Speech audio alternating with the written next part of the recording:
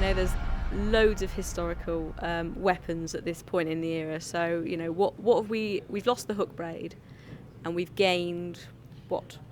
So Connor has a bunch of different weapons. He has his hidden blades, which have been upgraded now so that they can spin around into different directions.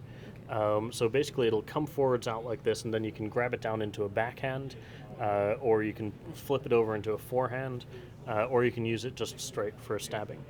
And part of the reason for this is actually because previously with the blade sort of fixed out the front here, you had to fight a little bit like a cat, right? It wasn't really aesthetically pleasing. So we wanted to give the animators more freedom, and to give Connor more freedom to use the blades in a sort of more dynamic way. So you can grab it down into a backhand, get your tomahawk in the other hand, and sort of do this dual wielding attack moves that are just really fast, fluid, and dynamic. So on top of that, like I say, you have the tomahawk. You can get other weapons like war clubs, axes, swords.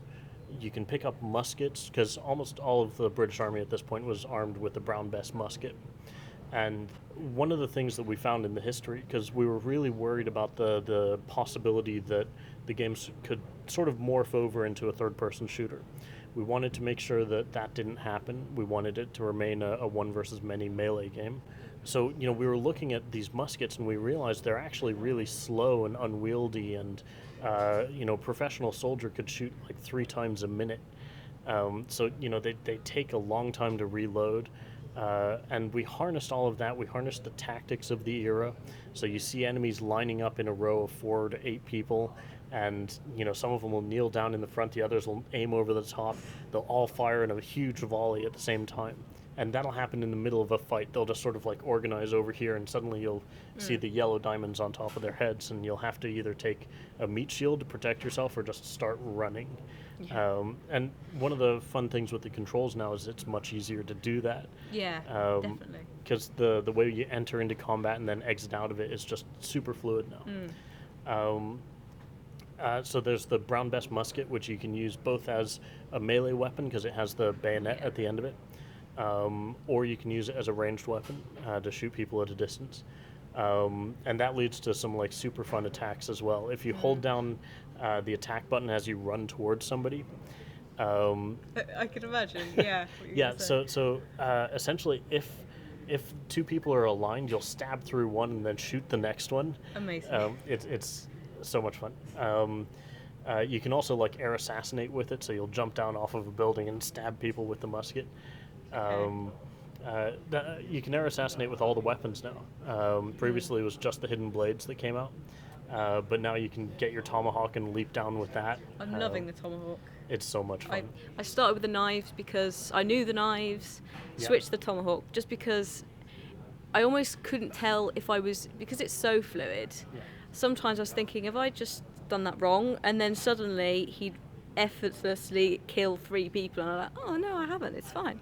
But the tomahawk just seems so much, it really suits his style, obviously, but it does seem so much like a really, really good weapon, and things just, it works so well with just like firing a pistol and grabbing stuff. I don't think I decapitated someone with a musket, but I certainly like knocked them a very long way, just swinging it around my head. So it looks brilliant with all these weapons, definitely. It's something we wanted to bring Connor's character to the front with the weapons. So you know, he's faster, he's a little bit more raw, less refined, and he's more brutal. Oh yeah, he's big as well, isn't he? Yeah. You'll see he's got a good musculature to him, and we wanted to use that, you know. But also, things like the running assassinations are something very new for us, and it changes assassination for us. Previously, you would sort of rock up to someone, press X, and just sort of sit back and watch the animation, and then it would be done and you could run off. But now you can hold the button down, and as you're running, you'll hit the guy, take him to the ground, and keep running.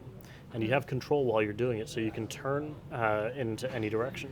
Cool. So it's much more fluid, and it just feels more natural as you're doing it. Everything felt really, really natural. It wasn't the change in counter is actually, I thought it was going to be harder, but it's much, much easier with the choices, and you know, without realising really what you're doing, you've suddenly done something that looks amazing. So I think it's brilliant, and kudos to you guys really for Awesome. creating something that's brilliant. And I've got footage, so I'll whack some footage in here, and I'm going to be playing the game and release anyway. Awesome. The multiplayer mode, very quickly, I've had a little play. Again, I've got some footage. Did okay. I was like second or third, which was quite good. Cool. Well done.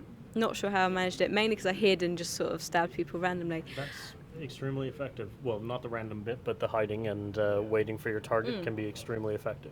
Yeah, so what we haven't yet played the wolf pack one.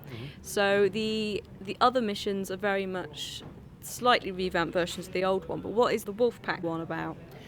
So Wolfpack is you and your buddies, I think it's up to 4 people taking on waves of AI that are coming in. So essentially it's kind of like a horde mode where you're waiting for the enemies, you're taking them all down and then progressing to the next wave. Okay. But it's sort of spiced up with a bunch of different tasks that you need to do in the meantime. So you get a lot of bonus points for simultaneous takedowns or taking people out in a certain way. So really it's all about communication and teamwork. And, telling your people, okay, wait, I'm not in position yet, wait, okay, I'm there, okay, who else is, okay, everybody, now! And that way you'll maximize your points and make sure that you go as far as possible in the waves. Awesome. It looks to be a fantastic game. I sort of saw that at Eurogamer, and having played it now for like pretty much an entire day, I'm really, really looking forward to it. Awesome. So thank you to you guys. It's out on the 30th, isn't it? And 31st in Europe. 31st, and PC is? I believe November 21st in Europe. Okay, cool. So I might have to get out the Xbox. I'm that keen on it, I'll have to dig out the Xbox to play it.